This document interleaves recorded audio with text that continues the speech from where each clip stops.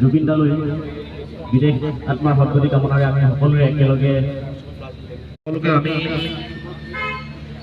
শ্বহীদ বেদী কাষলৈ আহিবলৈ অনুৰোধ জনাইছোঁ। আজি এটা খুব অনুৰোধ জনাইছোঁ।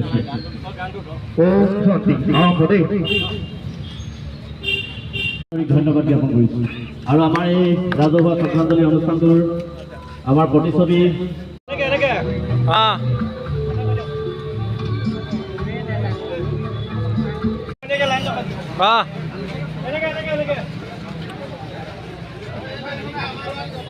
মৌন প্ৰাৰ্থনা কৰিম আৰু তাৰ পাছতে জুবিন গাৰ্গে তেখেতৰ মৃত্যু দিনটোত জনাইছিল আৰু সেই গীতটো আমি কিছু সময় পিছতে আমি প্ৰদৰ্শন কৰিম। সকলোকে শ্ৰদ্ধাঞ্জলি অনুষ্ঠানত বন্তি প্ৰজ্বলন কৰিবৰ কাৰণে মই অনুৰোধ জনাইছোঁ। আৰু